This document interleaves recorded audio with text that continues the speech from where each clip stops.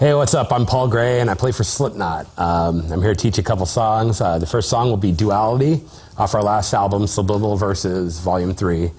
And then after that, I'll teach you Surfacing off our self-titled album. But first, I'll tell you a little bit about myself. Let's see here. I started playing guitar first. I wasn't a bass player at first. I played guitar. I started playing when I was like 12, I believe 12, 13 years old. I have an older brother, Jay. He, was always into music. He was a big music guy. Always cranking out like Black Sabbath and Leonard Skinner and, Zeppelin and the Doors and the Stones and the Beatles and bands like that, Alice Cooper. And Kiss, I was a really big Kiss fan. I used to dress up like Gene Simmons or Ace Frehley, depending on what year, every year. But I was always into music. I was in 6th grade. I got the first Suicidal Tendencies record. After that, I was really wanting to play. And I actually had a friend who had a guitar. Then I got to noodle around on it, but it was right-handed, and I was always left-handed. And I was I never knew what I was doing. No one ever showed me, so I would just kind of noodle around upside down. And then I went and I saw Slayer on the Hella Waits album, and that changed my world. I was like, I gotta get a real guitar and actually do it. Seeing them up there at the red lights and the smoke, and just it was all evil, and I thought it was the coolest thing ever. So I begged my mom for a guitar, and she finally got me one. It was an actually badass guitar. It was a Gibson Flying V. It was left-handed. It ruled. I never took lessons or anything. I was always self-taught, just listening to albums and just trying to figure stuff off of that. That guitar, I had that thing for a while, and I ended up, I moved around a lot when I was a kid. It was between Los Angeles. I was born out here in Los Angeles. I moved out to the desert for a while, and was hanging out with some friends. And I didn't live with my family anymore. I kind of did my own thing, and so I ended up having to leave my guitar with one of my so-called friends, and he ended up trading my left-handed Gibson Flying V for an 8-ball of Speed. So that went that. But it took me a while, but I ended up getting another one and noodled around, played, and just kept jamming.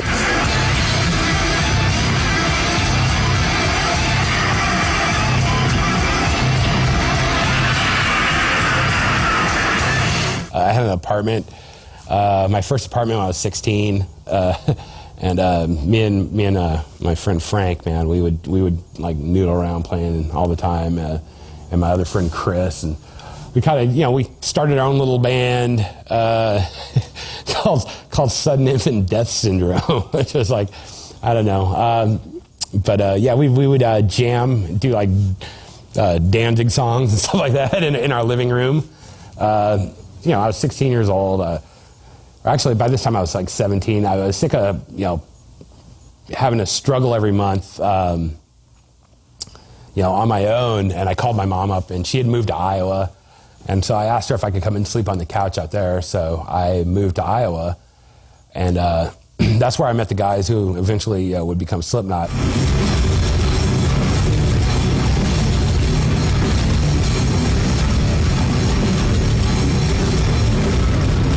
Well, a funny story how I got to playing bass is I played guitar when I moved to Iowa, and I didn't have any friends, didn't know anybody. I went up to the local music store that was right around my house, and I went in and I started talking to those guys. And I overheard this guy talking about needing a bass player for their band, and they did covers and stuff like that. But the bands that they said they covered, they did Slayer and Metallica songs, stuff like that, and. So, not knowing anybody and, just wanting to meet people, I, told them, I could play bass, even though I never played a bass in my life.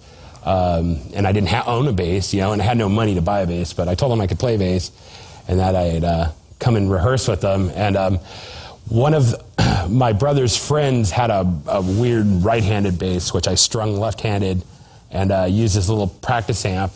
And I went down there and, I played with them, and I didn't actually know any of the bass lines or anything like that, but I knew all the guitar parts, so I just faked it and played all the guitar parts. So that's how I got to playing bass. You know, they thought it was cool, and I got in there and got comfortable and kind of took that band over and kicked a bunch of people out. And the guy actually I met was the original lead singer for Slipknot down there. He played drums at that time. Yeah, me and him became friends, and we had gone through a couple different bands at that time. That first band broke up, and we started another band, a death metal band called Body Pit, where actually some of the riffs from Surfacing came from. Yeah, we did that, and that's where we would do shows together, and that's where I met like Joey and Sean, you know, and Jim. Jim actually had the big ass, kick ass band in Des Moines, Atomic Opera. They were like a full on, like kind of Flotsam and Jetsam kind of band, but they were badass. And then Joey had another band called Modifidius. Sean had a band called Heads on the Wall, and you know, and I had this band Body Pit. And we would do shows together, and that's how we all met, and we kind of, you know, became friends, man, you know, and just jamming at different shows. We'd be the only bands there, then a few like kids that would show up for the all ages shows on Sundays at the Runway before it burned down, and yeah, so we just jammed, did shows, became friends, and later on when all those other bands broke up, you know, I talked to Sean and Andy. And, you know, we decided we'd start a new band. Because Sean and Andy were both drummers, you know, they wanted to do, you know, something with a lot of drums and percussion. And when we first started, Sean actually played the kit, the sit-down kit, and Andy played percussion. Sean kind of wanted to move to percussion and do like more of a different thing. So, you know, I had always been friends with Joey, so... you know, we decided to give Joey a call. Joey came out and he heard the stuff and he just loved it, man. And so he was in, and that was kind of like the start of Slipknot.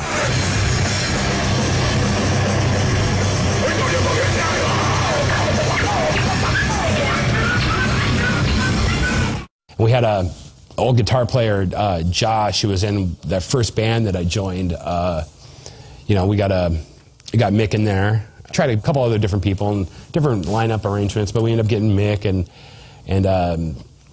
we ended up getting Corey after we did a first demo, and with our old singer, and you know, we'd always known Corey from his other bands, and you know, he was a pretty obnoxious dude, but you know, he could really sing. We actually did a battle of the bands against them, and like we won. We whooped their ass. But Corey, I mean, you know, he has a great voice, and so we were demoing some new songs for a new demo, and we asked him to come out to sing. He sang on a couple of songs, and after that, you know, we knew we had to have him in the band. So we had Andy, our original singer, who also played percussion. You know, he kind of did for like a show, kind of sang backup and play percussion, but he just, I don't know, wasn't happy, I don't think being the lead singer anymore, so he left, and that was fine. We ended up getting Chris.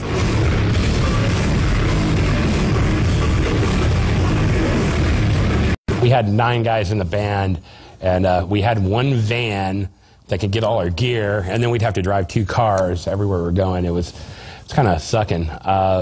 After playing, you know, a lot of shows around the Midwest, we're doing regional shows.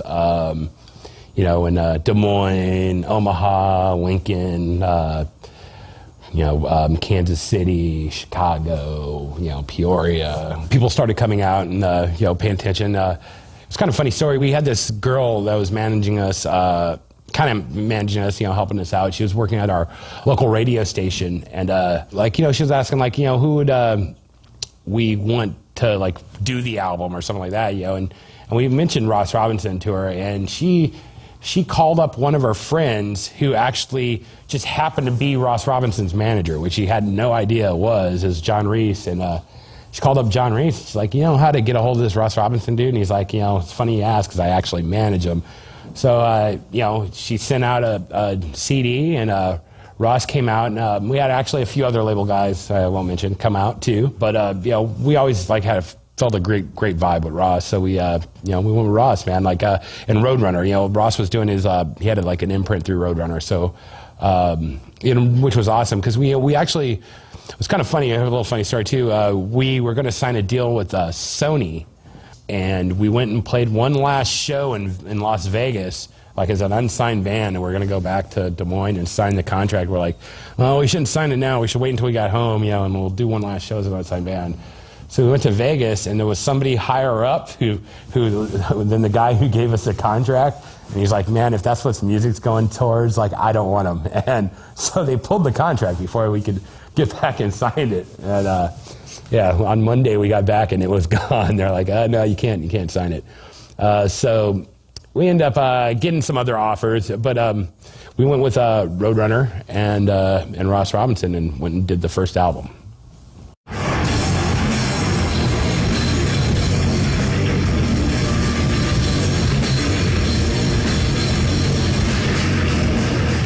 Okay, I'm going to talk about my gear a little bit. This is my actual production model bass. You can buy these. It's got a solid ash body, an ebony fretboard with my custom inlays, a Tribal S, and the 9-pointed star, number 2 there, which is my number in the band. It's got the triple coil active ATK pickup. It's Ibanez's model there. Yeah, and I play Ernie Ball strings. They're tuned, I think, 115 through 55, so it's 115, 95, 75, 55. And they're tuned in C sharp and with a drop tuning, so it's actually in B, so it's like B, F sharp, B, and E. And I play PV amps. Live, I usually run an 810s. I get 3 of those live. 2 2600 power amps. The PV Pro 500 head. I use 2 of those. Usually run an ISO cabinet, which has got like a 112 in there, I believe. I run Sans amp and Audio Technica wirelesses. For what we're doing here today, I have a different setup. I have a PV 810 Pro Series cabinet. And the Tor 700 series head, which I think I'm going to trade to my new stuff for the new 2000 heads they're doing, which is pretty cool. I guess they're building those now. So there you go.